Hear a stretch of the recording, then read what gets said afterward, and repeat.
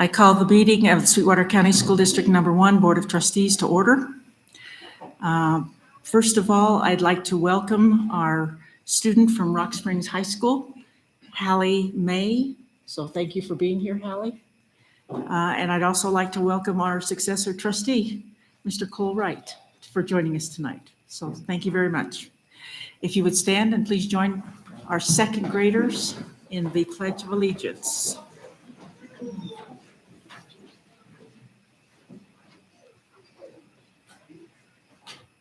I pledge allegiance to the flag of the United States of America and to the republic for which it stands, one nation, under God, indivisible, with liberty and justice for all.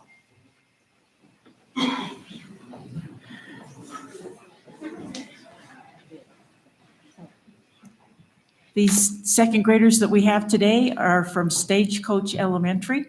So we'd like to welcome you to our meeting.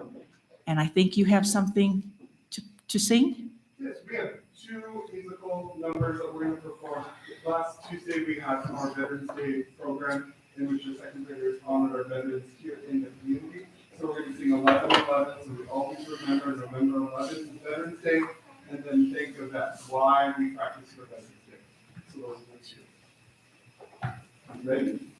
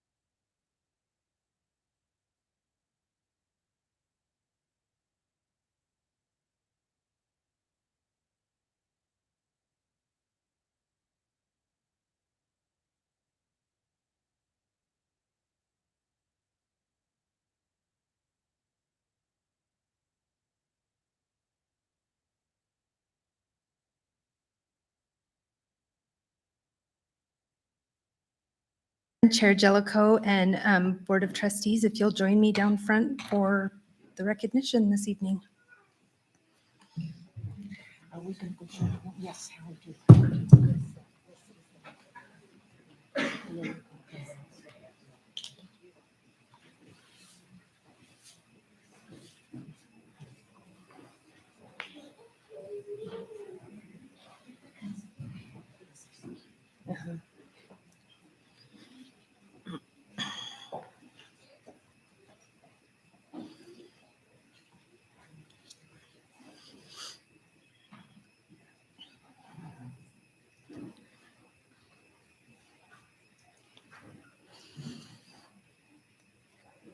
That was amazing. Thank you for starting off our board meeting like that. Stagecoach Elementary held 2 Veterans Day musical tributes last Tuesday, one during the school day and the other in the evening. The Stagecoach gym was completely full as parents, family members, and friends attended to watch their second grade student model patriotism and sing with pride to honor our country and those who served. Mr. Weston Lamb Constantino and Theodore Bigshoff are the 2 teacher leaders that made this event possible. Their passion for student learning, love of music, and love for our great country spread throughout the gym into the hearts of all that attended. Tonight, we would like to thank those students, teachers, and families that came out a second time to share this enjoyment and lead the Pledge of Allegiance with the board this evening. Ms. Gardner is over there and she's going to hand the certificates to you as I say your name. And then if you'll come over and shake the board members' hands, if we can hold our applause till the end, and we will take one giant picture.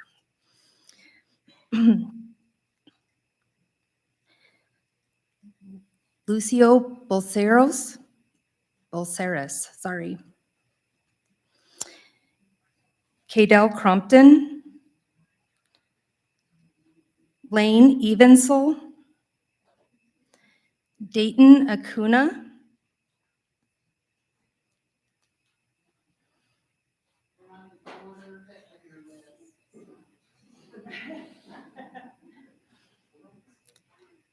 Caden Martinez, James King, Sage Sell, Ariana Lamas, Kensley Middleton, Kyler Russell, Amelia Mortensen, McKinley Johnson, Catherine Pierpoint, Addison Brown, Alana Ward, Logan McCormick, Maverick Timms, Roman Clark,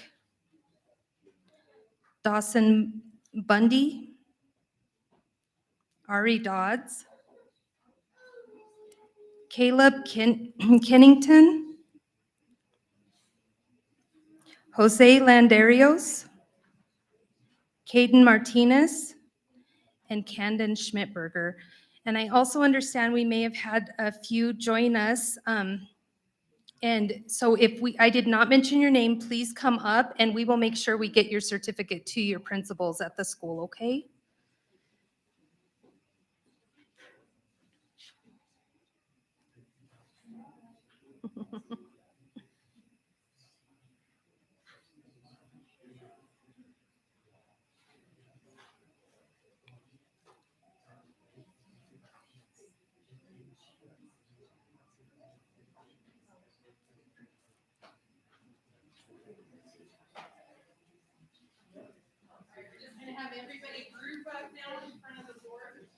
Oh, can I please have the principals, Jen Palacios and Sean Grube? Sorry, not my idea. Come up and join, please, in the picture. Yes. Could I have all the second grade teachers up here as well? Busted.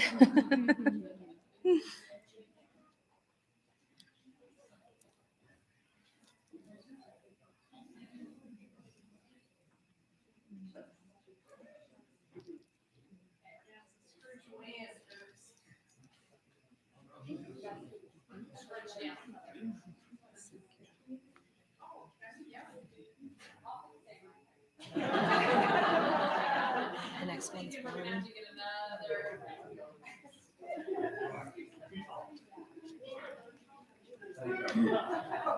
Okay, smile. Hey guys, ready? 1, 2, 3.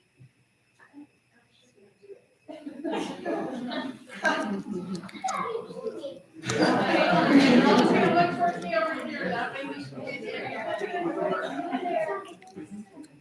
Hey guys, see all those lovely little faces. 1, 2, 3. Let's do a couple more. 1, 2, 3. Awesome. Thank you.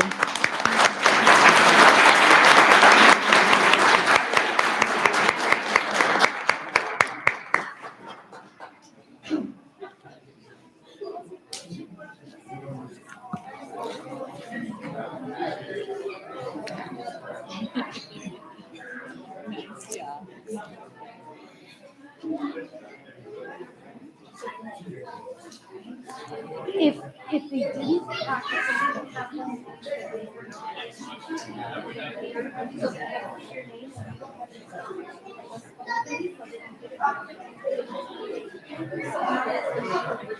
Thank you.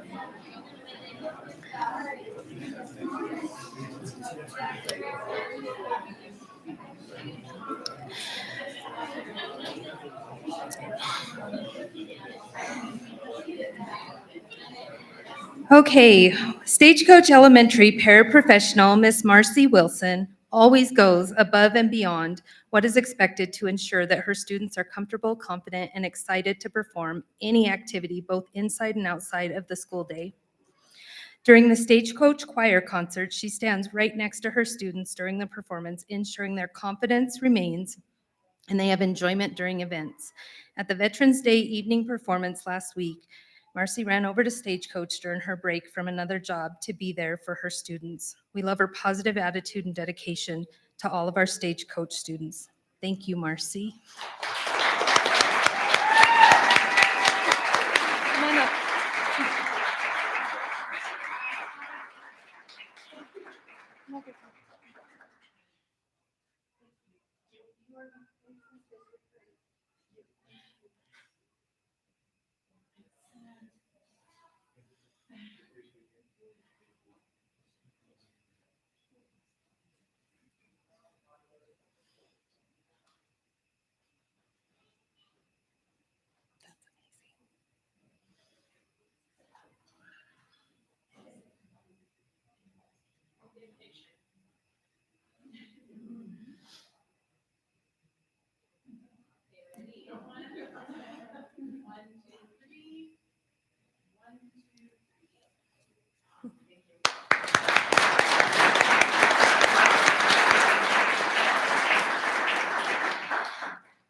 Stagecoach co-principal Sean Grube also went above and beyond to help a parent at the school who was having car troubles last week.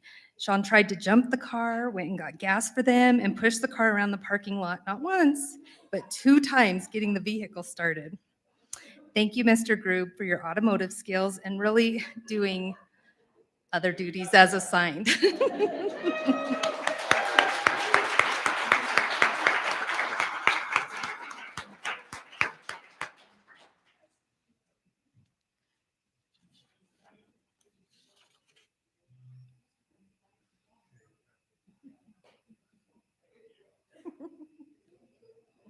I'll buy you new gloves.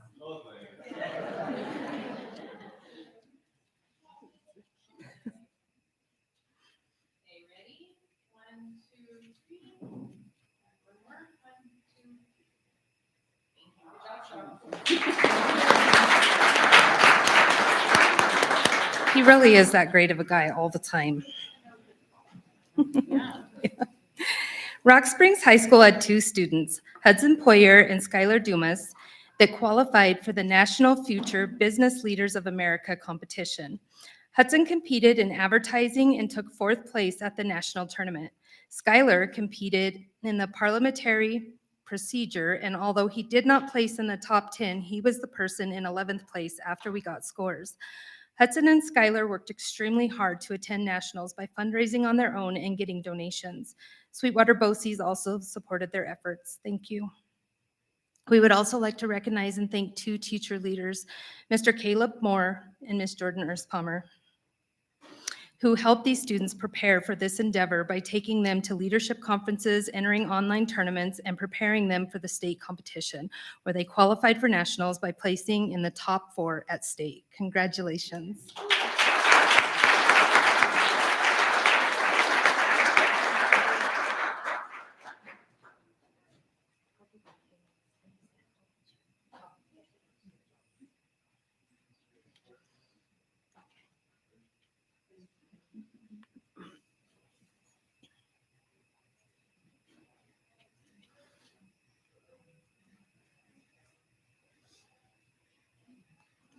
Oh, wait, we need a picture. Hudson. Actually, Claire, you can stand in front of, like, just a little bit, too far out there, come on.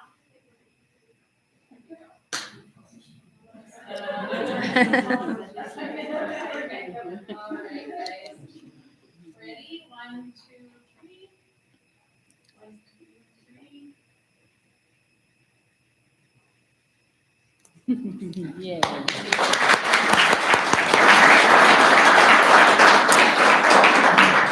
Rock Springs High School welding students competed in a competition known as Still Days. This 2-day event gathered a large talent pool with over 160 students competing together from a 500-mile radius from Cheyenne. The first day was an elimination event at Laramie County Community College. 24 students were chosen to move on to the second and final day of competition at Puma Still. Rock Springs High School had 3 students qualify at the second day event. Marissa Sir and Kai McKeever both placed in 5th place, each winning a $500 scholarship to a welding program of their choice in Wyoming. And Landon Morrill placed first, winning a $4,000 scholarship to a welding college of his choice. These honors would not be possible without the teacher leadership of Mr. Greg Buell and the many years of hard work from these students and Mr. Buell to reach this level of achievement. We want to congratulate you. If you could come up for your certificates.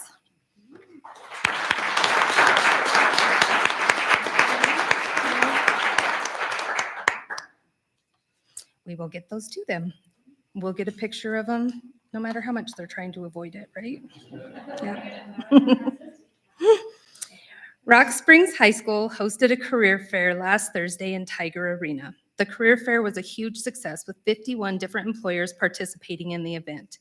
We would like to thank the following individuals for their leadership in planning and executing the event.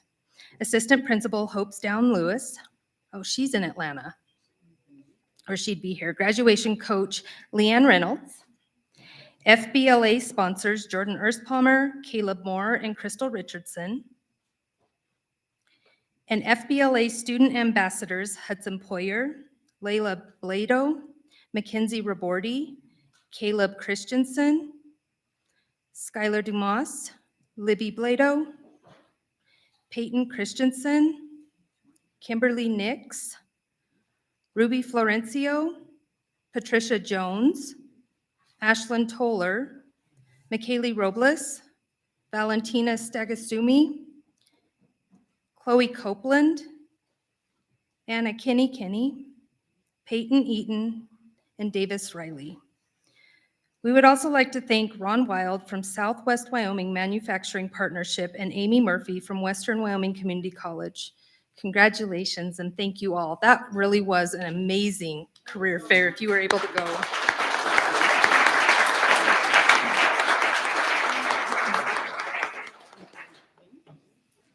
Thank you so much for your help. A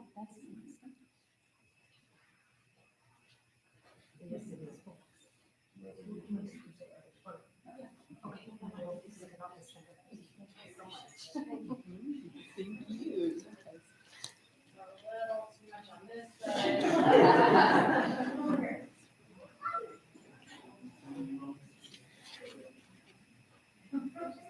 See everybody's name.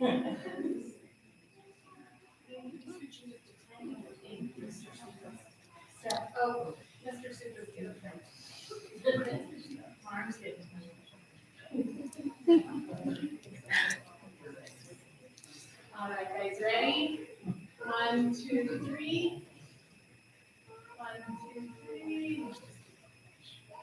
Good job, guys.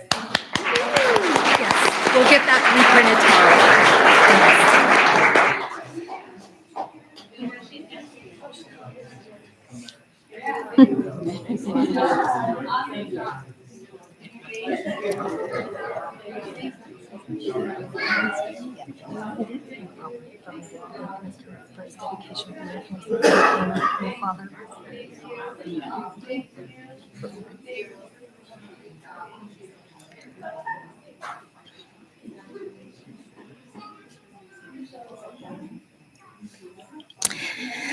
Oh, I'm excited.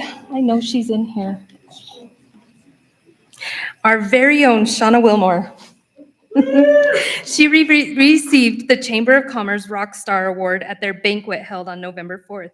As many people know, Shauna dedicates many hours to the youth of our community and resonates the true spirit of giving back to organizations and programs that provided a true home to her while growing up in Rock Springs. It was a great event with many heartfelt tears of appreciation.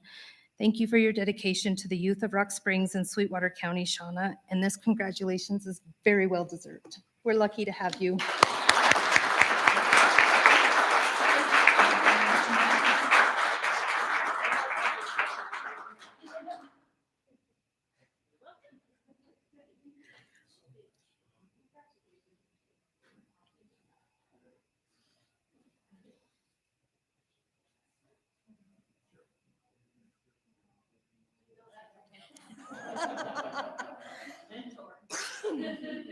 I'm good at that.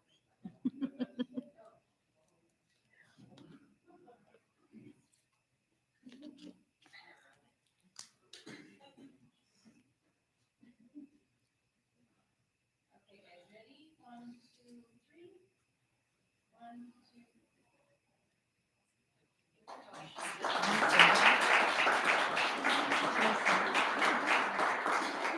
2. Okay, our last awards are to our trustees that have served. I would like to congratulate Mr. Wright for volunteering and being picked to be on the board. It's already a lot of dedication when you became a new father last night, so thank you for being here.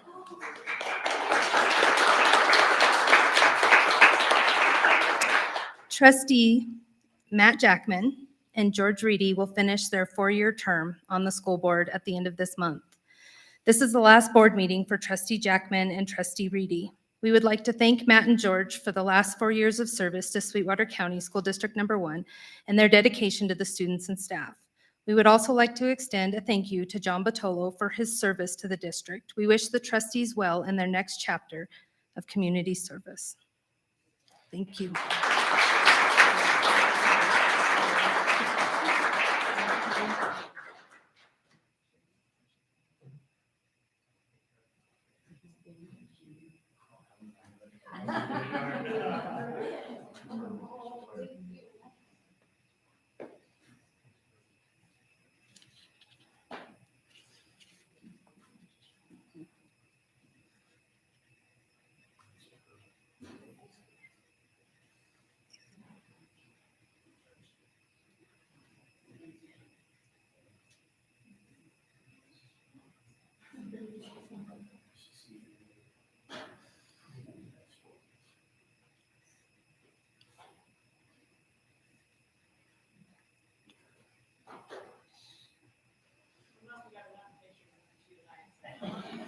All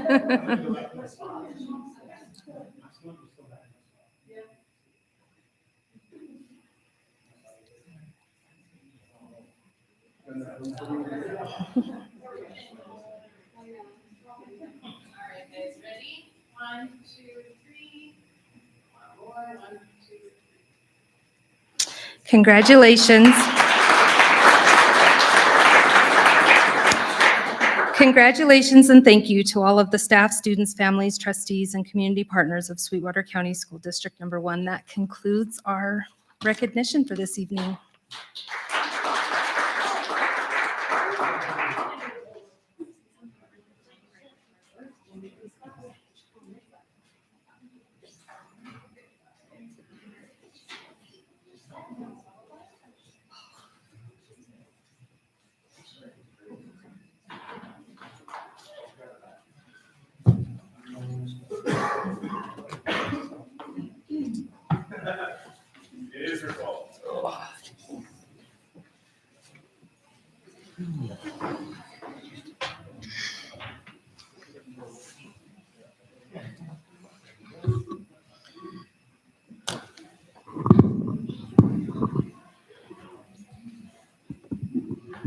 I would like to express my thanks to Mr. Reedy and Mr. Jackman for their service as well, and to all the trustees that served so willingly. So thank you again. Ms. Murray, if you would proceed with roll call, please. Mr. Reedy? Here. Mr. Wright? Here. Mrs. Summers? Here. Mr. Mickelson? Here. Mr. Jackman? Here. Mrs. Thompson? Here. Chair Jellicoe? Here. Item number 2B, approval of the agenda. I would entertain a motion to approve the agenda with the deletion of item 18A, which is policy BF-R. There are some things that need to occur and it needs to go back to policy. So we're going to delete that item off the agenda. So it's been moved by Mr. Mickelson. Is there a second by Mr. Reedy? All in favor, please say aye. Aye. Aye. Opposed, nay. Motion passes. We will now suspend the board meeting and open the public hearing. So I'd entertain a motion to go into the public hearing. So moved. It's been moved by Mr. Jackman. Is there a second? Second by Mr. Reedy. All in favor, please say aye. Aye. Aye. Opposed, nay. Motion passes. We are now in the public hearing. Good evening, Chair Jellicoe, Board of Trustees, and Superintendent McGovern. The purpose of the public hearing tonight is to review two amendments that are brought before the board. The budget resolution encompasses the two following grants. One, the Carissa Act ESSER 2 grant and ESSER 3 ARP grant. For ESSER 2, we are correcting beginning balances presented in October's meeting and reclassifying of funds for workforce stabilization. Oh, excuse me, shouldn't do that. Throughout the grant. For the ESSER 3 ARP grant, we are doing some additional reclassification for workforce stabilization incentive. Do you have any questions? Any questions? Please proceed. That's it? That's Okay. it. Thank you. Okay, is there any public comment? Any public comment regarding the public hearing, budget items? Seeing none, I'd entertain a motion to go back into the regular meeting. It's been moved by Mr. Mickelson. Is there a second? Second. Second by Mrs. Summers. All in favor, please say aye. Aye. Aye. Opposed, nay. The motion passes. Item number 7, superintendent reports. The Employee Assistance Program. Ms. Bolton. Yes. Good evening, Chair Jellicoe, Superintendent McGovern, and members of the board. This is a short and brief presentation, but one of the things that we have had the luxury of researching and hopefully moving forward with is the purchase of a professional service with an employee assistance program in the district. We looked at 4 different employee assistant programs. Either they couldn't handle the capacity of our district. Their limit was 60. They didn't offer the counseling sessions that we were looking for, or they didn't expand to who they were offering the services as much as we would like. And we happened to find one that we think is a really good fit for our district.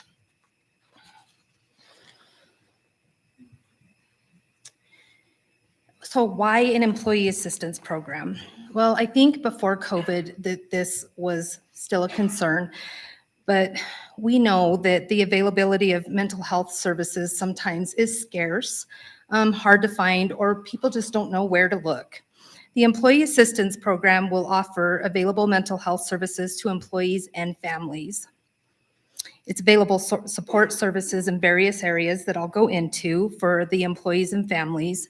It's confidential. They don't have to go through HR in order to be approved or our insurance to be approved for something. They can go straight to the Employee Assistance Program for the help that they need, and it's immediate.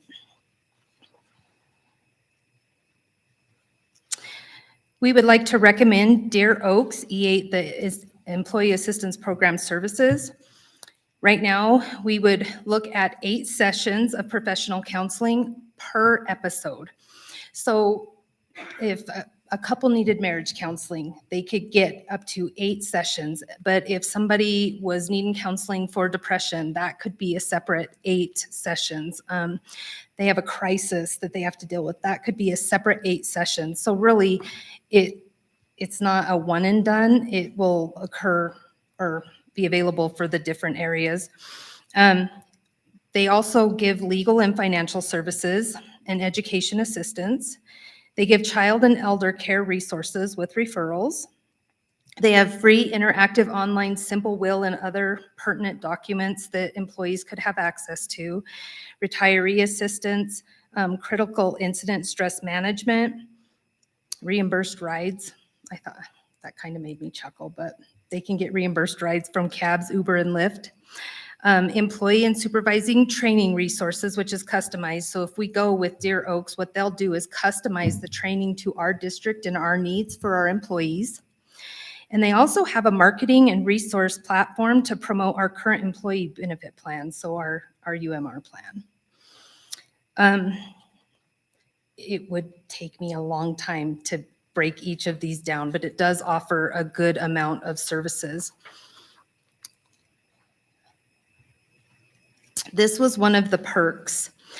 This would be offered at this time to all part-time and full-time permanent employees. But the beauty of it is that it will also be offered to anybody residing in the household and their dependents. So it doesn't have to be a full-time employee that's insured. It doesn't have to be a dependent. This will be offered to all of our employees at no cost to them, and then it will expand to anybody that is in their household and their dependents. The total cost came out to $1.98 per employee per month. We would budget for up to 1,050 employees in case we wanted to expand the scope of who is offered this service. So the estimated cost per year would be up to $25,000. And I can be honest, when we were looking, we thought this was going to cost us $80,000, $90,000 a year. We couldn't believe we found this service at this cost. The cost is paid upfront annually, and the contract would begin January 1st of 2023. At this time, the expense would be paid for out of the ESSER 3, the American Rescue Plan ARP grant funds. So that would last through the end of September 2024. And if this is something that is working for our employees and benefiting our district and that we want to stay with, then we would go forward to the insurance committee to see if it's a cost that the insurance committee could potentially pick up. I would stand for any questions. Questions? Madam Chair, Mrs. Summers? I don't have a question. I just want to say thank you for researching this and thank you for looking into this. I think it's incredibly valuable for our employees and our families. Yeah, I do too. Thank you. Other questions or comments? I have a couple. The 25,000, is that projected through September of '24? No, that would be the yearly cost. So that would be the Yearly. January Okay, 20, January to December then. yeah, And is this just a one-year contract? yeah. It's just a one-year contract throughout, but the cost would stay the same for us projected out for, we asked them that. I said, well, if I commit to this for 1 year, but we're going to extend it for another year, they said the cost stays at $198 per employee. Okay. Secondly, you mentioned 8 sessions per episode. Yeah. Is that over a certain time period? You know, I mean, sometimes things happen and you're in crisis mode and you need more fast. And then maybe other situations it might be spread out longer. So is there any time frame associated with that? No, it's individualized per the need and the client. Okay. And the amount of services and the expertise that their services span to with the psychiatrists, psychologists, it's so impressive. It's just going to be amazing to have this at the fingertips of our employees and it all be confidential so they don't have to have any worry of having to pay for it or go through the district in order to get the service. And that's the thing that I'm hearing is a concern about the confidentiality. I think we're going to have to really, really emphasize that. And then, because what I'm hearing is that there may be some concerns about that. Yeah, so we will not receive any data on employees' names, right? I guess if we wanted to say how many counseling sessions went for, I don't know, depression or something, I'm sure they could get stats for us. Sorry, I can't talk. But it is completely confidential. It would be a violation on their part to release any employees' names or information. This is 100% confidential and completely separate from the district. The district's just paying for it. So, if they have an alcohol or substance abuse concern, this is something that they could reach out to and get the proper resources and the guidance and support, and except for, time off or if they're needing something, but they would have the support behind them to come to the HR office. But it really is, it's confidential. We won't be asking, but they wouldn't tell us anyways. So it's going to become part of our benefit package then, realistically. Yeah, but it will be offered to everybody Okay. at no cost Well, okay. to them. Okay. And please hear that. It is completely confidential. Any other questions or comments? I just have a comment, Madam Chair. Mr. Reedy? As always, Nicole, great job. Thank you. Obviously, the difference in what you thought compared to what it is. As always, you do a heck of a job of saving the district money and looking out for the staff and the employees within the district. So thank you for all that you do, as well with you, Ms. McGovern. And thank you very much for all that you do for the district, for the staff, for the students. Thank you. Further comment or questions? Thank you. Thank you. Mr. Wright. Mr. Wright, I'm sorry. You're fine. Chair Jellicoe, I just would like to say that I have outside experience with this as a supervisor at my own company, not this company, but this type of program. And I think it's very well received by the employees. I think not only is this a great time, but if you look at these 8 sessions per episode, that opens a wide variety of doors. And if people were required to pay for this themselves, the cost savings are substantial for employees. So I think that this is a great opportunity. Nice job. Any other comments or questions? Thank you. Thanks. Item number 8, communications and correspondence or the public comment. If a member of the public initiates specific complaints or charges against an employee in order to protect the employee's rights to privacy and due process, the board will only hear those complaints or charges in closed session. The board encourages concerned individuals to file complaints using the appropriate district complaint procedure and appropriate forms, which can be obtained from the district's website. As per policies B, DDH, and KD, please limit your comments to the board to one time. If your comments have been previously submitted in writing, please refrain from addressing the public a second time. Policies B, DDH, and KD continue to state, questions asked by the public shall, when possible, be answered immediately by the chairman or referred to staff members present for reply. Questions requiring investigation shall be referred to the board or administrative staff for consideration and later response. We do have a written public comment that I will read first. It is from Alyssa Richards, who is a student. I learned that the third grade's testing has typing included. However, how are the kids supposed to be able to do this test, let alone pass it, when they don't get laptops until 4th grade? Having typing part of the testing is an unrealistic expectation of the kids. I feel that the typing test should be taken off of the WDOE testing, or the 3rd graders should switch to laptops so they are able to practice typing with a real keyboard at home and are better prepared for the state testing. Thank you for your time. I believe we have an item on the agenda that addresses that very situation, and it is the purchase of laptops for our third grade students for that very reason, so they are better prepared for the testing coming forward.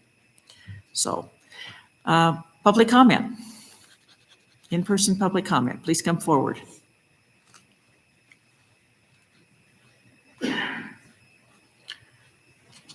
Please identify yourself. My name is Nate Woolman. I would like to speak to the effect of the laptops themselves. I have a second grader, so next year being a third grader, she would be receiving a laptop. And as a father, I don't feel like a laptop is a necessary thing. I understand the testing, and I know, like this previous person had stated, maybe that there's a form of, I don't know how you get it away from the typing tests, but I'd rather see, if we can, to not take our kids at third grade level to the laptop already. They'll have plenty of time the rest of their lives to learn a keyboard. And I just think that just in my own experience with two older boys, when the laptops started being used, it became more of a distraction in their learning than the iPads. I know the iPads are they're a little easier, they're a little more functional, but that the laptops actually have their own issues that, as a parent, I see are not necessary for our children. So I would ask that you consider that when, I know that this is up for approval already, but just seeing that today when I was reading through, I would rather see our younger children staying away from the laptops as long as possible.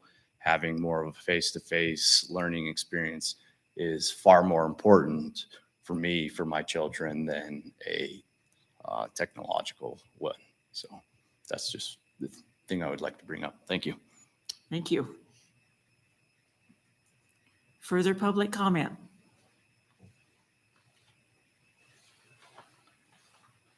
Good evening, Chair Jellicoe, Superintendent McGovern, Board of Trustees. As promised, the November update for Rock Springs High School. I want to start off with our career fair. I want to thank the community and the staff and the students. You don't realize the impact of a career fair until today. I'm having a conversation with a young man who's has struggled. We had an 18 credit conversation. This young man looks at me and says, "I got a job." I said, "What?" He says, "I went to the career fair and the gentleman at the Tire Den offered me a job right there at the career fair. He starts tomorrow." That's what it's all about. I don't care how much it cost. I don't care how much planning it went into. This young man's got a job, and I know his family, and I know he could use it. So that was worthwhile. And I haven't even had a chance to share that with anybody until now. The career fair was a phenomenal success. We're looking at making it bigger and better next year. We're tossing around a lot of ideas. So I want to thank the district and the staff and the students and the community for the support of that job fair. It was awesome. It was awesome. Big events coming up. Tomorrow we're going to be administering the ASVAB test to all of our juniors as part of the career and college readiness program. Our juniors will be in Tiger Arena. The ASVAB test will last most of the morning. Well, on November 18th and 19th, we have District Honor Band. On November 21st, we start our winter sports season. It seems like I was just up here talking about fall sports, but we start winter basketball and wrestling for both boys and girls. Starts on the 21st, and that's boys and girls basketball and boys and girls wrestling. So we're looking forward to that. On November 21st is also our state sportsmanship conference. On November 28th is our first practice for boys swimming. November 30th starts our holiday concert series. We have the Rock Springs High School and Rock Springs Junior High Jazz Band concert. December 3rd, we have our winter ball. dance. Board of Trustees, you are always welcome to come and supervise and chaperone a dance. So is any member of the community. That's always a good time. The Winter Ball is a great opportunity. On December 6th, 7th, and 8th, our Don't Ever Stop consultants will be back in the building. Another standing invite for you to come and watch Gene and Copper. We have completed phase 1 and phase 2 of our training of personalized mastery for both the Rock Springs High School staff and the Black Butte High School staff. So we are ahead of the proposed schedule, and we have big plans for those 3 days, and then a big training on February 3rd that we're planning right now with them. On December 7th, Rock Springs High School will have their symphonic band performance. December 8th, 9th, and 10th is the state theater or thespian competition. We have 12 students that were found eligible to participate in that event. December 10th, we have the National ACT test that we'll be hosting at Rock Springs High School. And then December 15th, 16th, and 17th is the pivotal event, the Flaming Gorge basketball tournament that we will be participating in as well. So those are all the things going on at Rock Springs High School. We're very proud to have our representative on the board tonight. I hope she asks lots of great questions during her participation, and I stand ready for any questions that you might have for me. Any questions or comments? Thank you. Thank you. Further public comment?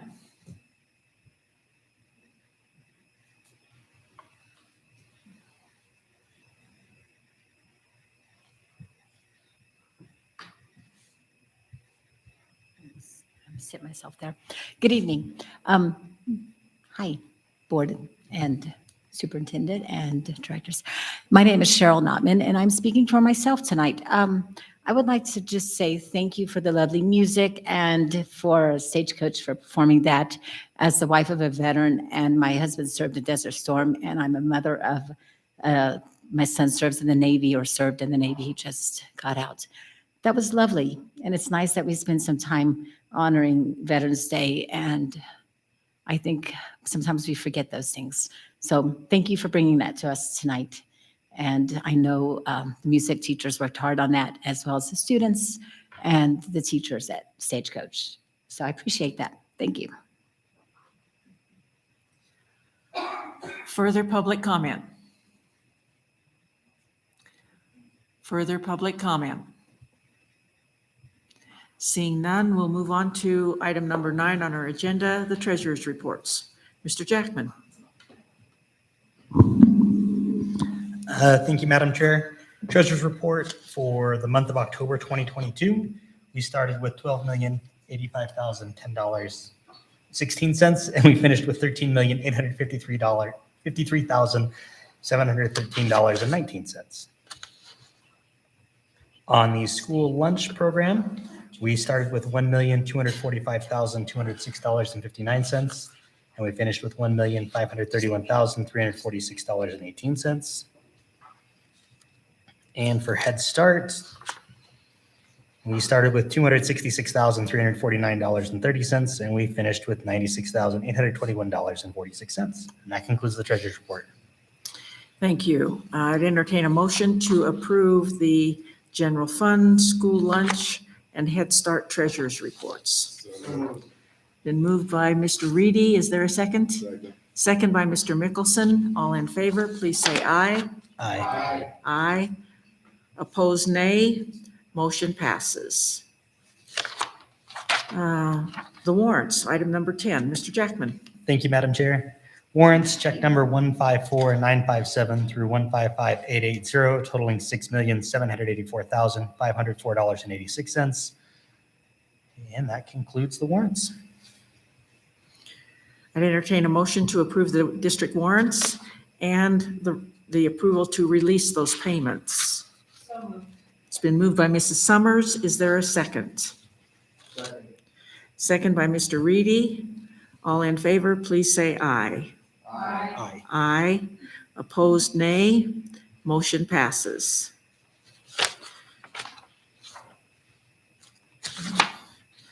The consent agenda. All matters listed under the consent agenda are matters about which the board has governing policies, implementation of which is delegated to the superintendent. They will be enacted in one motion in the order listed below. There will be no discussion of these items prior to the time the Board of Trustees votes on the motion unless members of the board request specific items to be held and discussed separately and/or removed from this section. Motion to approve the consent agenda as presented. A, approval of the minutes from the October 10th, 2022 regular meeting. B, approval of the minutes from the October 10th, 2022 executive session. C, approval of the minutes from the October 25th, 2022 board workshop. D is an addendum item, approval of the minutes from the November 10th, 2022 special board meeting. E is also an addendum item, approval of the minutes from the November 10th, 2022 executive session. F, facilities, post approval of the emergency repair and replacement of the storm drainage system at Rock Springs Junior High.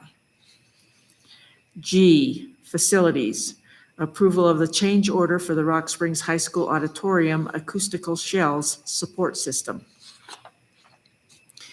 H, facilities, approval of the bid for carpet at the Central Administration Building. I, facilities, approval of the bid for carpet at the Rock Springs High School fourth floor hallways. J, finance, approval of the bid for bulk custodial supplies. K, finance, approval of the resolution to amend the 2022-2023 budget. L, human resources, approval of the employee assistance program. M is an addendum item, approval of the personnel recommendations. N, in nutrition services, approval of the bid for a refrigerator for North Park Elementary School. O, technology, approval of the renewal of SmartNet and Flex licensing. P, technology, approval of the renewal of VMware licenses. Q, technology, approval to purchase MacBook Air laptop for third grade students from Apple Inc. Hold Q. R, transportation, approval to declare 5 vehicles as surplus property and to be disposed of by trade-in toward the purchase of 5 new like vehicles. That concludes the consent agenda. So having item Q held, I'd entertain a motion to approve the list of consent items with the exception of Q, technology. It's been moved by Mrs. Summers. Is there a second? Second. Second by Mr. Jackman. All in favor, please say aye. Aye. Aye. Opposed, nay. Motion passes. Moving on back to the technology queue, approval to purchase MacBook Air laptops for third grade students from Apple Inc. I'd entertain a motion to approve. So moved. It's been moved by Mrs. Thompson. Is there a second? Second. Second by Mr. Mickelson. Discussion. Madam Chair. Mrs. Summers.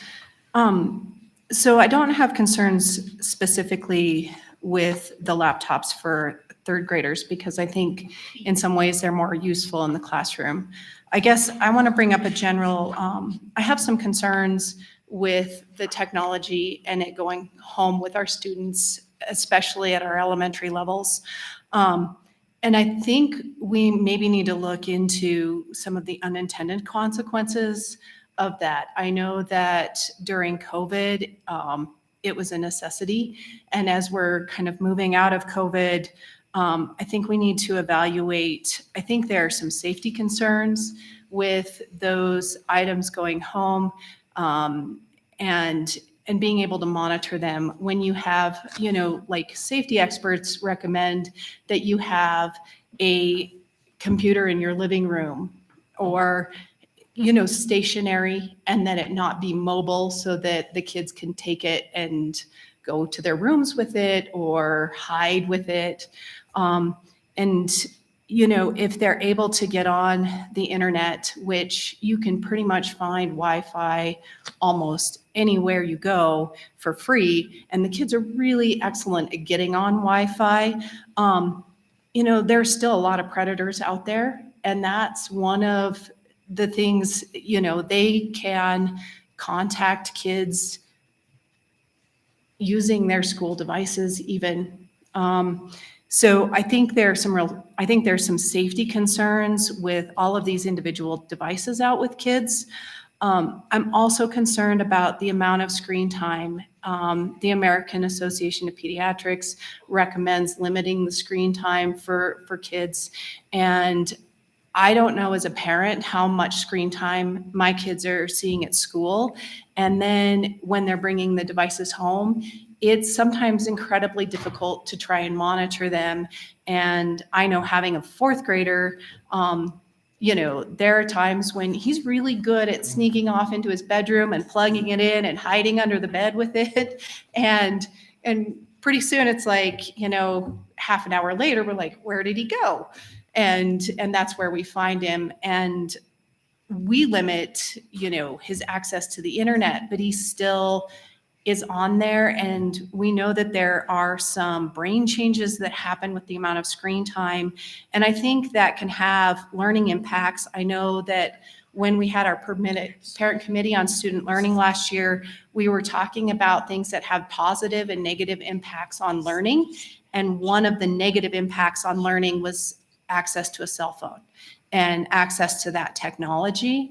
And I can't imagine that a cell phone is any worse than having access to an iPad that's connected to the internet or access to a laptop. So I think we need to look at, how much screen time are these kiddos getting?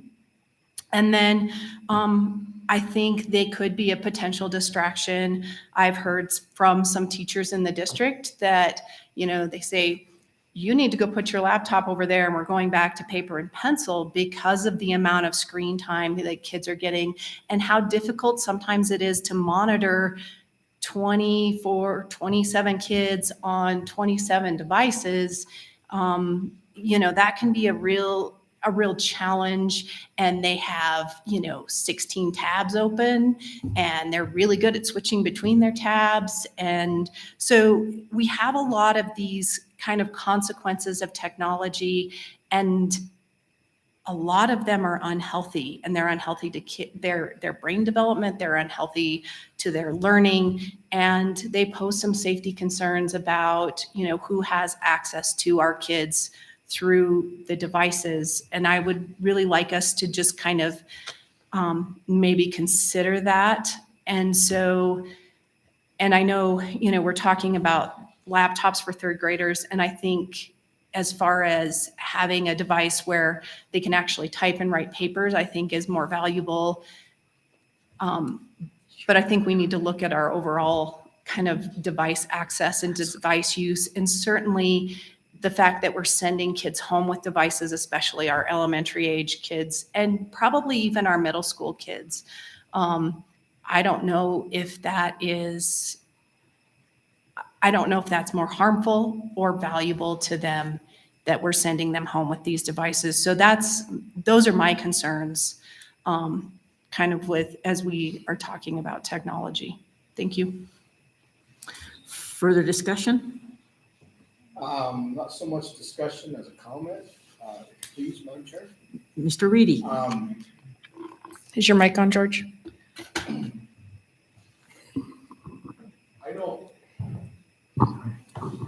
I don't even know how to use the mic, for crying out loud. Truthfully, I don't know that it's such a good idea just because kids get so much time with video games, the at-home computer, cell phones. We know they have it. We know they're using it. I learned to type on a typewriter. I'm sure nobody in this room even uses one anymore. And trust me, the one I learned on was not electric. But I think, I really think that in today's society, we're starting them out too young with this kind of stuff.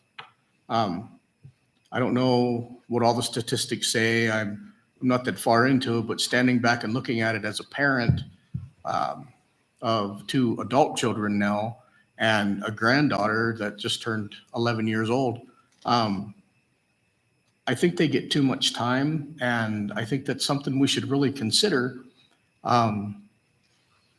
for the simple fact that let's not add more burden to the parents to try and monitor one more electronic device that their kids are being given. And I know we do everything we can within our district. I mean, I know Stephanie's team breaks their necks trying to make sure, and they have all kinds of red flags that pop up when they're on sites that they're not supposed to be and everything. Kids are kids. They're going to do what they're going to do. And personally, I don't think it's a good idea for any of the kids under 6th grade to even have one. But that's my personal thing. And I know it's important for schoolwork, but we have in-class teaching now, unlike last year. And I think we should consider that before we go putting electronic devices in the hands of 3rd graders. Thank you.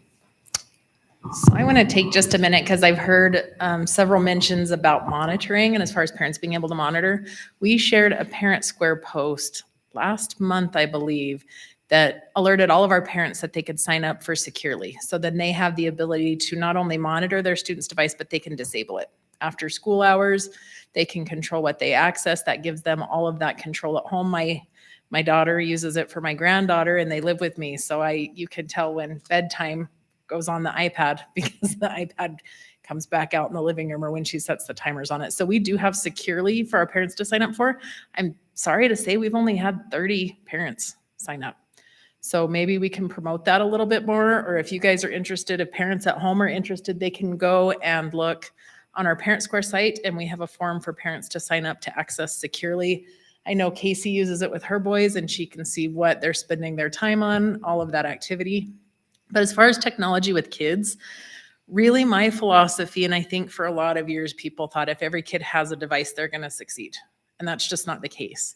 Ultimately, it comes down to teaching, and we want to make sure that all of our kids have the same access, the same ability to access the same type of technology. So, I mean, that's really the big piece of making sure our kids, we have families in this district that don't, they can barely get food. So we at least have the opportunity to help our families and help our students have the same access that maybe that family on the hill has an abundance of. And I think if they all have the same access to a tool, the same as a pencil, the same as crayons or curriculum, then we're evening the playing field for all of our students. And as far as the bad websites, George, Mr. Reedy, we keep those pretty blocked. I had kids yelling at me at the job fair. I know you do watch them, and I know you watch them. You have those red flags going in. Based off of what you just said, I do have a question. Turn your mic on. So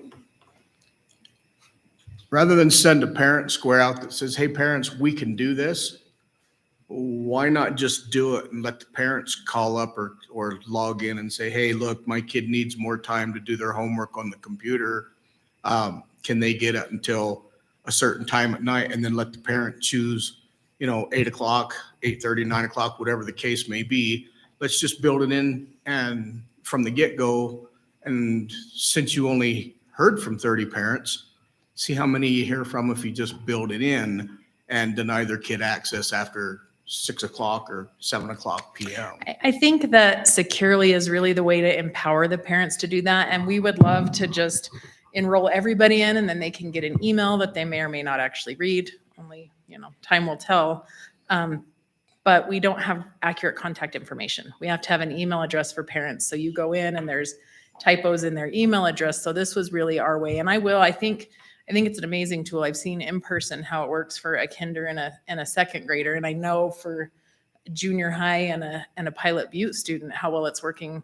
So I think maybe we really need to just go out and promote that more and make sure our parents, and hopefully if anybody's watching this, they'll know that that's an option. And if they have questions or they can't find the parent square, they can always call my department at 352-3460.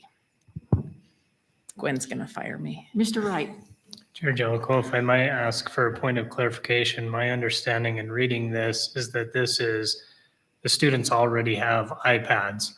The idea behind this is that they're replaced with laptops. Yes. To my understanding, the technology behind the two, there's not something you can do on one that you can't do on another. There are, while I agree with Mrs. Summers and Mr. Reedy completely about safety on the internet, there is nothing to my understanding that you can't do on one device that you can do on another as far as access goes. And the way that I read this, it says that laptops from the view of teachers are more conducive to the rigor of the curriculum. So I would just give my opinion on this, that I think it's a good idea if we're getting the right tools in their hands, if it's going to help their ability with testing. I think the key to some of the concerns we've heard is that we promote this technology to keep our students safe.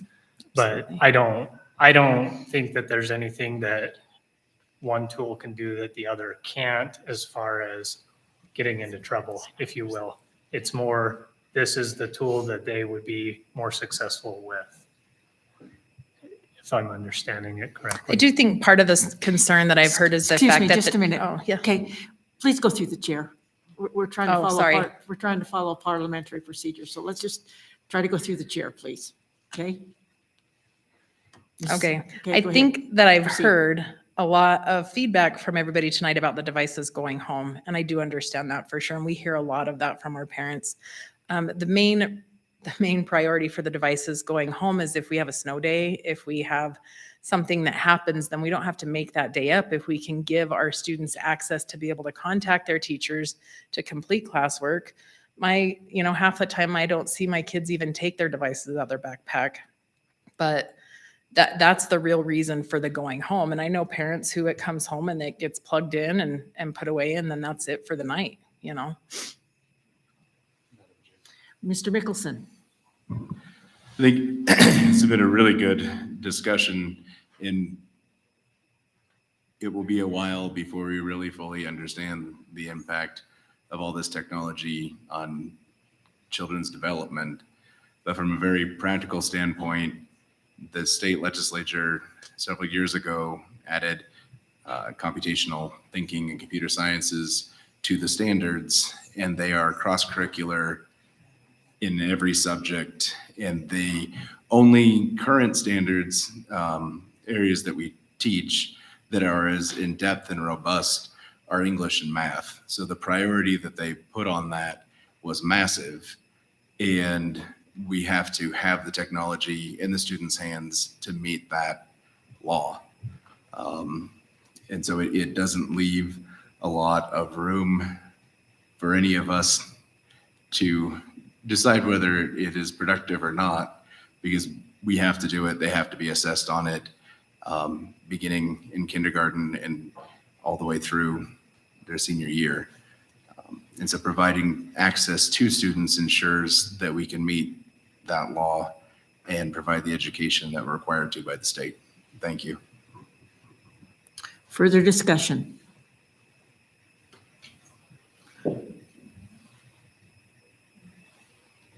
Further discussion? Madam Chair, Mrs. Summers.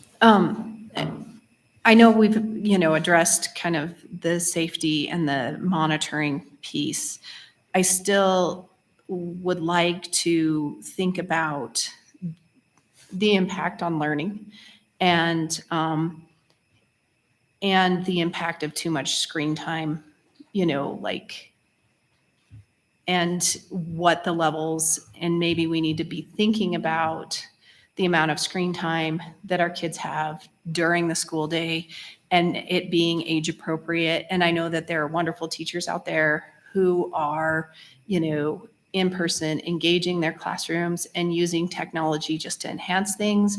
I still, I go back to the piece of data, and I can't remember, Mrs. McGovern, I believe it was you who brought up the data when and they were discussing the impact on learning and what has positive, what kinds of assessments have positive impacts.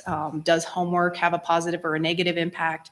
And it was very clear that some technology has a negative impact on learning. And I think that is something we need to be really considering as we move forward. And it's not specifically about this. This is bringing the discussion to light, but I think there are unintended consequences, and I would like us to look into those and think about those as we make technology decisions in the district. Thank you. Further discussion? Seeing none, there is a motion on the floor to approve to purchase MacBook Air laptops for third grade students from Apple Inc. All in favor, please say aye. Aye. Opposed, nay. The motion passes.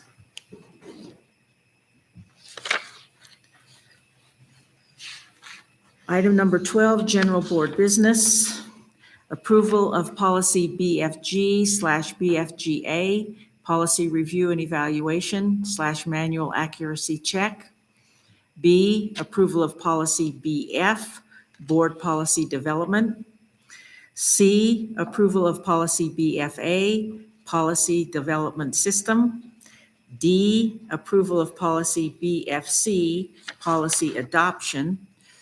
E, approval of policy BFF, suspension of policies. Is there a motion to approve those policies? It's been moved by Mrs. Summers. Is there a second? Is there a second? Second by Mr. Reedy. All in favor, please say aye. Aye. Aye. Opposed, nay. Motion passes. Sorry, we were all confirming that the thing we pulled from the agenda wasn't in that list. Correct. Yeah, that's what we were all Correct. confirming. and that was- The slowness yeah. to getting you a motion. That was 18A. Yeah. Okay. Okay, board information, the climate survey update. Sorry, Madam Chair, let me get my notes out.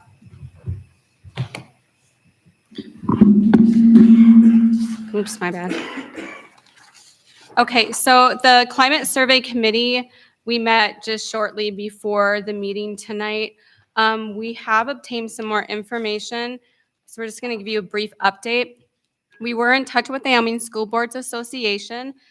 They have confirmed that they can in fact do a climate survey for us.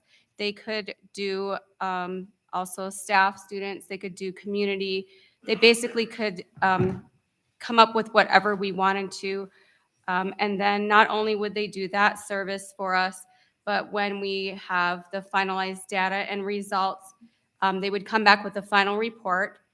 And not just that, but after that step, they would come back and then do the what next steps, because oftentimes that's where the whole process fails is we did the survey, we got the data, and now what do we do with all that information? So that's what they have there. However, the climate survey, we feel, and correct me if I'm wrong, Max and Andrea, but we do want to get at least 2 more climate survey surveyists, I guess. And we are going to be seeking more information from the WEA, as well as some contacts that we have. We feel that if we had at least 3 good options, that would give us a good route to go before we make a recommendation to the board. Does anyone have any questions? Thank you. Any questions? Thank you for that work. Okay, 13B, a nutrition services update.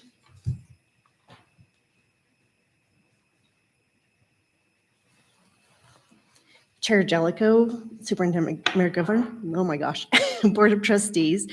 I just wanted to give you an update on meal prices. At this time, we're pursuing every avenue possible to keep our meal prices the same. Many districts across the state have risen their meal prices. We want to make sure kids are getting fed in our district. So at this time, we're trying to keep them We've kept them the same as they were prior to COVID. But as everyone knows, prices of food have increased and among other things. So with that being said, we are trying every avenue possible to keep our meal prices as low as possible. But I just want to encourage families, things that really help us out. If your child, your student qualifies for free meals or reduced meals, please have them eat, especially free, because those help our revenue. And because we get federal funding for those meals, we want those kids to eat. Again, when kids are fed, they learn better, bottom line. So we would like to increase participation with that. The other thing I want to stress is confidentiality. I say this every board meeting, but no one knows. If your student is free, no one's going to know.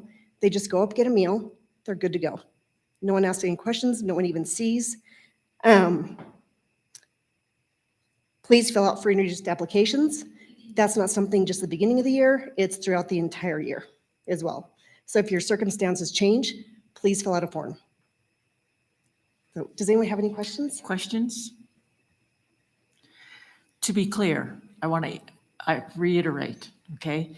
What are our numbers like now as opposed to, say, pre-COVID? Are we about the same? Are we fewer? Just a comparison. I would say we're about half, quite honestly. Half of what we were pre-COVID? Yes, yeah. So But our breakfast, as I mentioned in a meeting last week, one thing that is really exciting is our breakfast numbers. They've increased substantially since 2020 when we first started the breakfast, the second breakfast program. second breakfast has been really popular then. Yes, yes. So And so parents out there, please understand, we're talking about breakfast and lunch.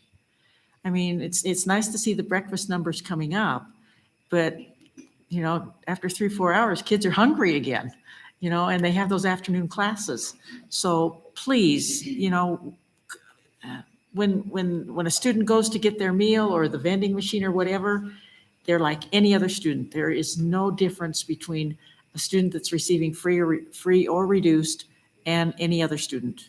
So please, we know there's a need out there. Please contact Angie's office, or I think there's a form online that they can also fill out. yes, we have online forms as well. So please. Yes, definitely. And the other thing, just to be clear as well, the students that are free, they get one free breakfast and one free lunch every single day school's in session. So it's not just one free meal, it is one free breakfast and one free lunch every single day. That's what I wanted to clarify. Yes, Yeah, so it's a thank free you. Yeah. it's a free or reduced breakfast and a lunch, so that it's both meals. Yes, So please consider that. Thank you. thank you. Item number 14, Chinese Massacre Memorial Park Memorandum of Agreement. A, approval of the memorandum of agreement between Sweetwater County School District Number 1 and the City of Rock Springs regarding a memorial park to commemorate the Chinese Massacre. Is there a motion? So moved. It's been moved by Mrs. Thompson. Is there a second? Second. Second by Mrs. Summers. Any discussion?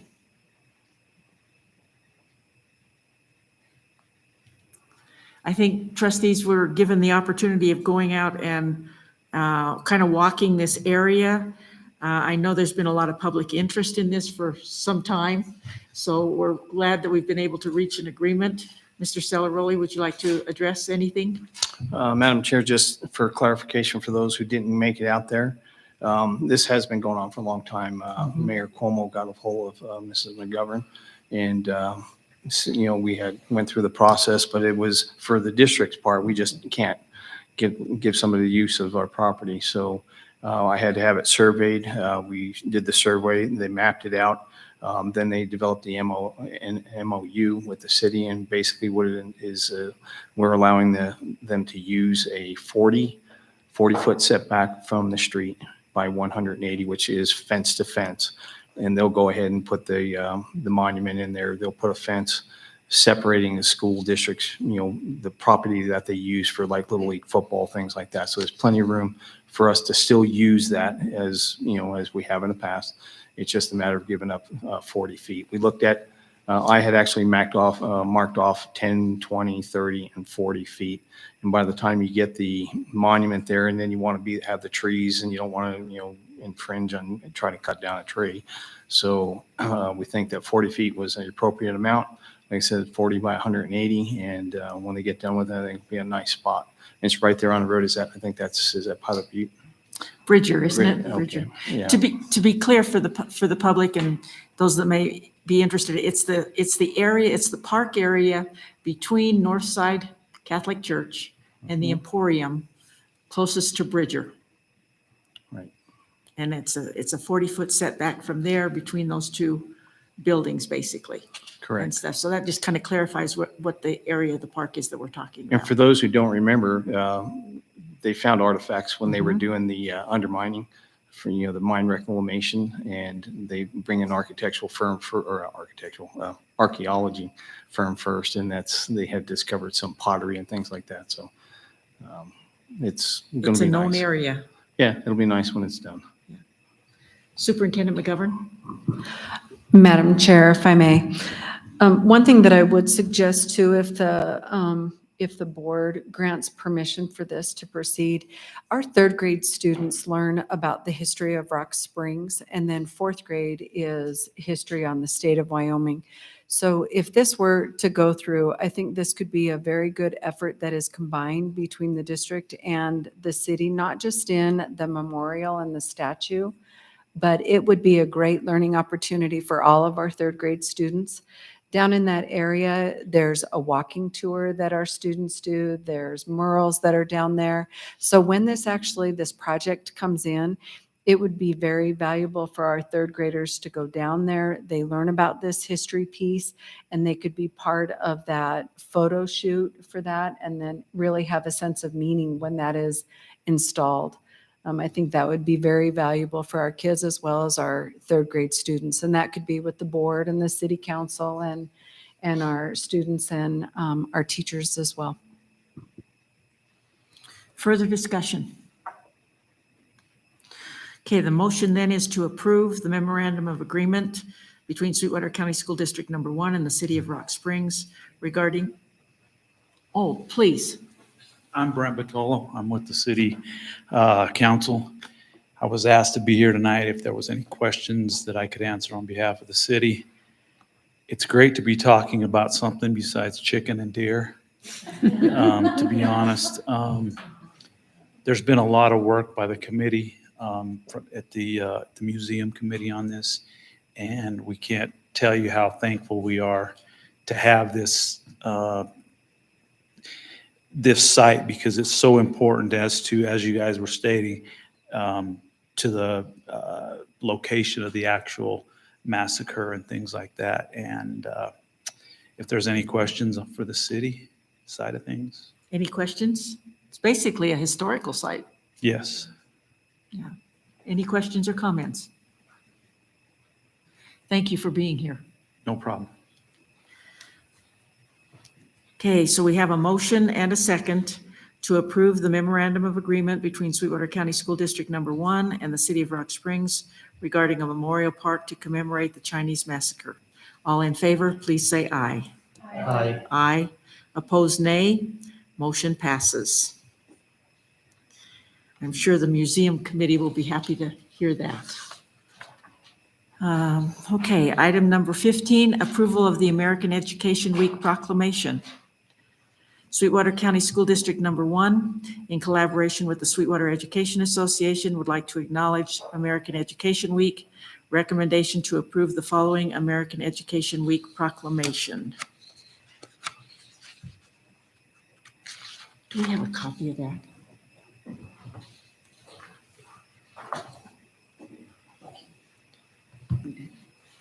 Thank you. American Education Week proclamation. Whereas public schools are the backbone of our democracy, providing young people with the tools they need to maintain our nation's precious values of freedom, civility, and equality. And whereas by equipping young Americans with both practical skills and broader intellectual abilities, schools give them hope for and access to a productive future. And whereas education employees, be they substitute educators, custodians, paraprofessionals, nutrition service providers, secretaries, maintenance, teachers, bus drivers, or other special providers, work tirelessly to serve our children and communities with care and professionalism. And whereas schools are community linchpins, bringing together adults and children, educators and volunteers, business leaders and elected officials in a common enterprise. Now, therefore, we do hereby proclaim the week of November 13th to the 19th, 2022 as American Education Week. Signed this 14th day of November, 2022. Ms. Notman, if you would come forward.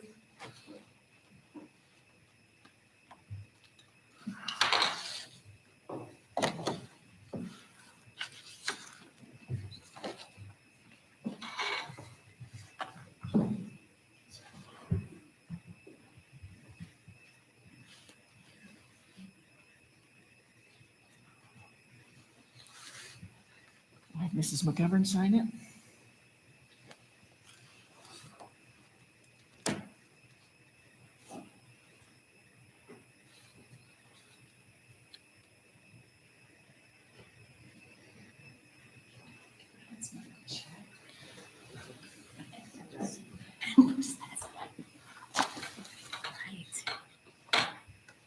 And Ms. Notman.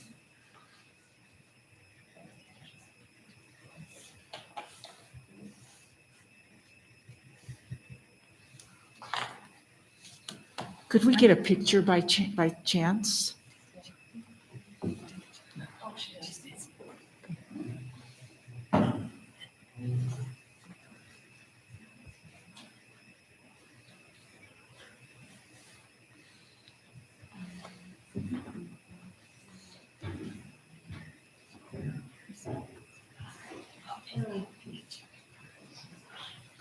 Oh, I get to stand. Thank you.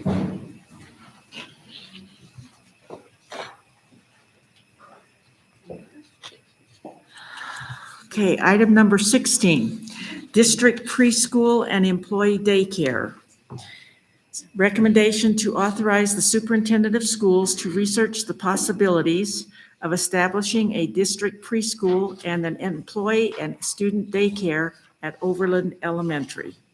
Is there a motion? It's been moved by Mr. Mickelson. Is there a second? Second. Second by Mrs. Thompson. Discussion. Superintendent McGovern, would you like to address this a little bit? Sure. Madam Chair, members of the board and our community. As you may know, in September of this year, we actually had the reopening of Overland Elementary School. We have been working very hard, our facilities department, under the leadership of Dan Celaroli. We have almost completely renovated Overland School. In September, it was enough to where we could move our Head Start program into the building, and we held an open house. It was a wonderful evening, very successful for our kids.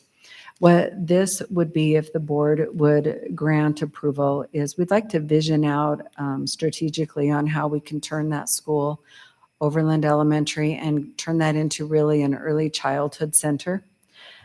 We know that age group, there is a huge need for our littles, so that way when they come into kindergarten, they're actually ready for that in early literacy and math skills and social skills. So with approval for this, it would allow me to really vision out for the price for all of these, sustainability, insurance, academic needs, staffing, all of the other areas. And then what I would like to do, if approved, is bring this back to the board for further consideration in December or January. And then we could go ahead and finish that up if the board would so choose. Ideally for tonight, we know that we've got, it's our last meeting for some of our trustees, and we've got new trustees that are coming on board. This vision for this shared vision has really kind of been a need for the district, I believe, for some time. And then also the district daycare would be for our employees. And then also if we have students that are parents themselves, it would be a way to help them and be able to attend school, which is so important. And for our staff, you know, our staff, their parents first. And so we know finding childcare, if we could help our employees with that, I think it would be a nice recruitment tool and a retention tool, as well as some of the other things that we do as a district. So that really is the why and the purpose behind it at the privy of this board. Further discussion? Mr. Reedy? I think, sorry, I think that looking into that personally would be a huge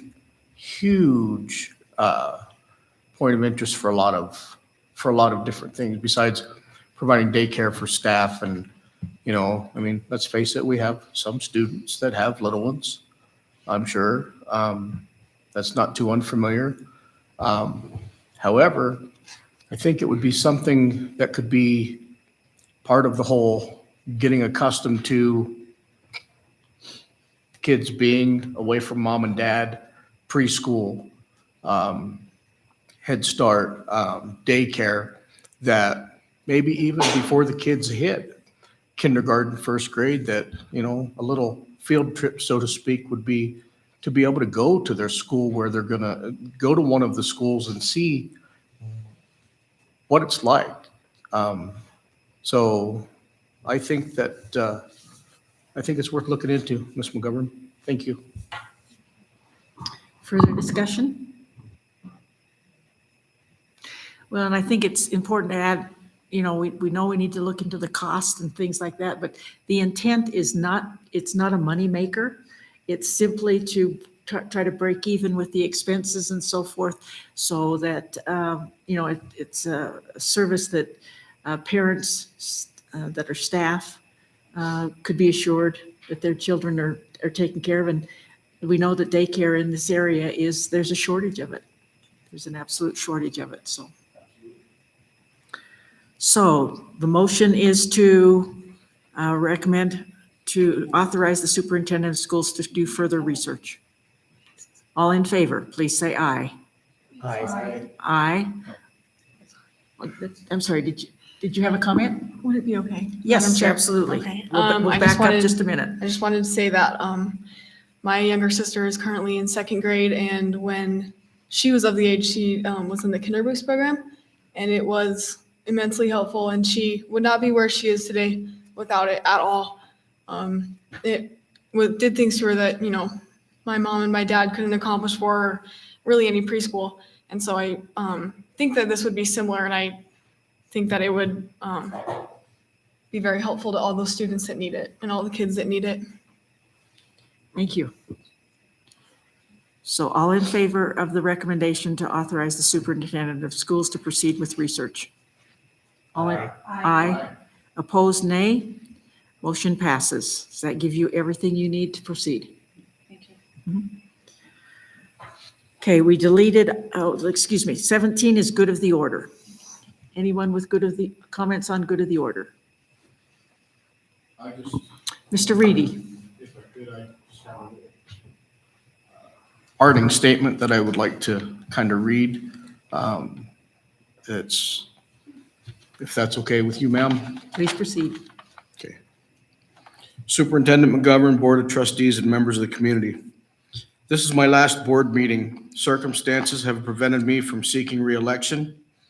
I am truly grateful to Angelica Wood for stepping up to the plate for Wamsutter. I trust that our town is in good hands, as well as our school.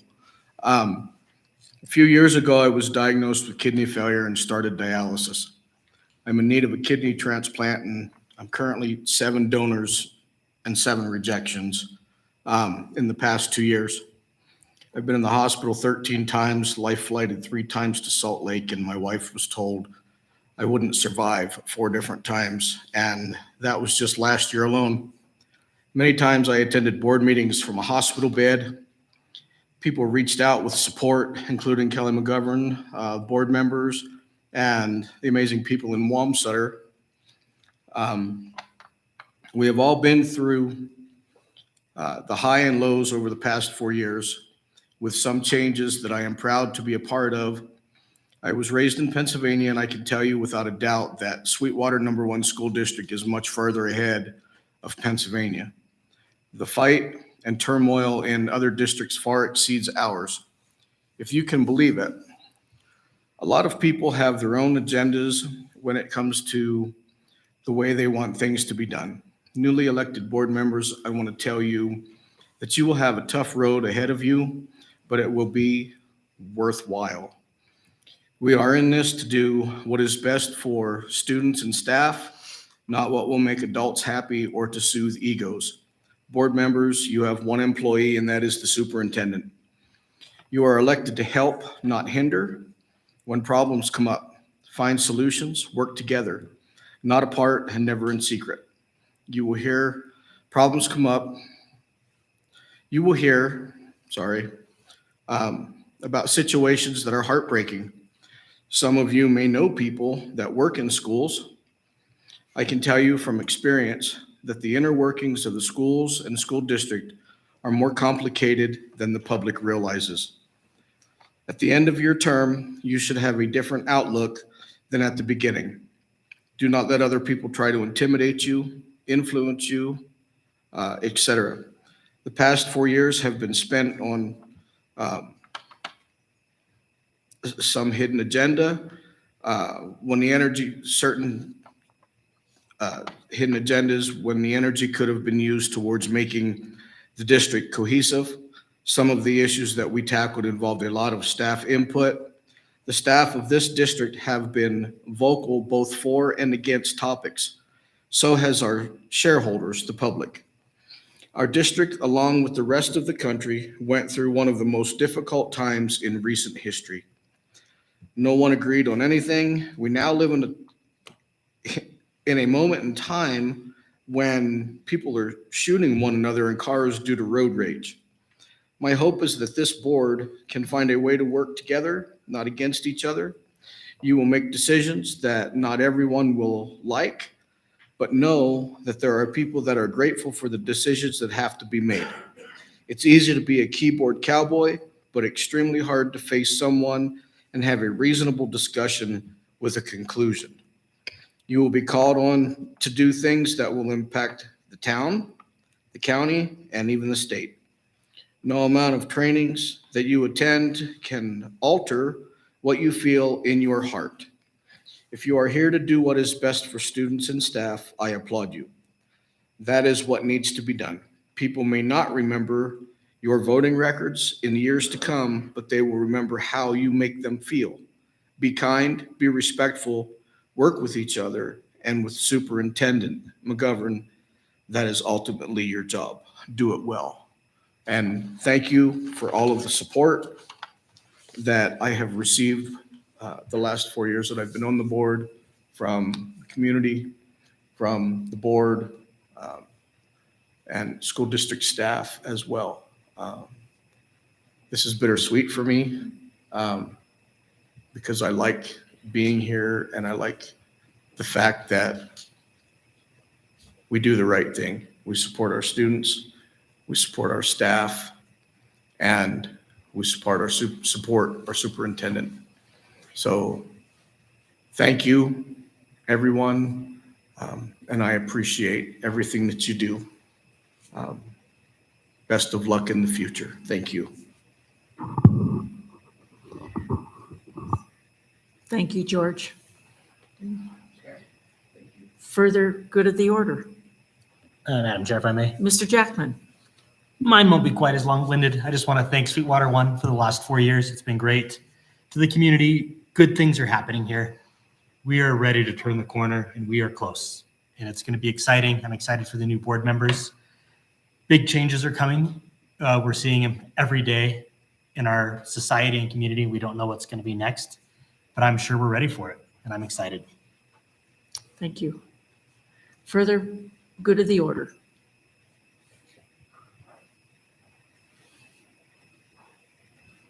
I just want to say thank you to our two departing board members. Your services have been greatly appreciated.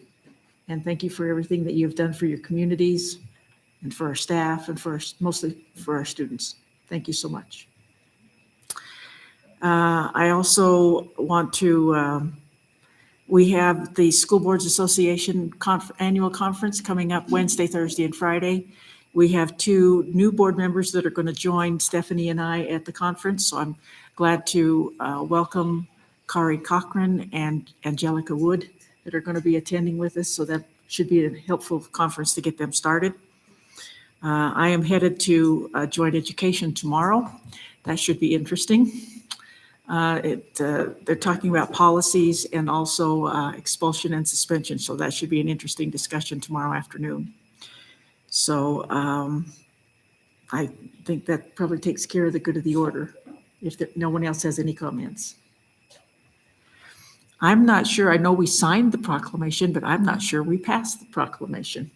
So I think we need to go back to item number 15 and the recommendation to approve the American Education Week proclamation. Is there a motion? So moved. It's been moved by Mr. Jackman. Is there a second? Second. Second by Mr. Mickelson. All in favor, please say aye. Aye. Aye. Opposed, nay. Motion passes. So it's now official. Okay, for your information, item number 18A, we deleted. 18B is the vacancy notice as of November 2nd, 2022. C, October 2022 Head Start Governing Board and Policy Council Monthly Report. So before we go into executive session, I'd like to thank Hallie for being here. Are there any comments that you'd like to make? Okay. So thank you for participating in the discussion that we had. Thank you for being here. We appreciate it. Hope it was a good experience for you. Thank you.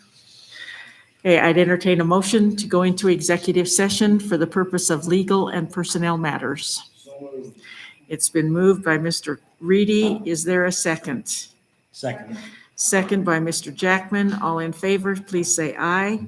Aye. Aye. Opposed, nay. Okay, we are now in executive session for the purpose of legal and personnel matters.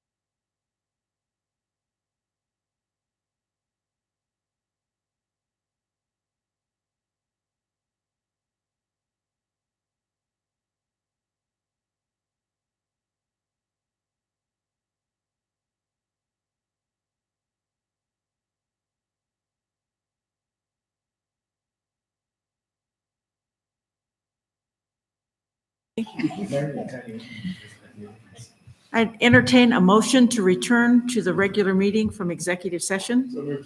It's been moved by Mr. Mickelson. Is there second by Mr. Reedy? All in favor, please say aye. Aye. Aye. Opposed, nay. Motion passes. Is there a motion to adjourn? So moved. It's been moved by Mr. Jackman. Second? Go for it, George. I'm sorry, second, Mr. Reedy? All in favor, please say aye. Aye. Aye. We are adjourned.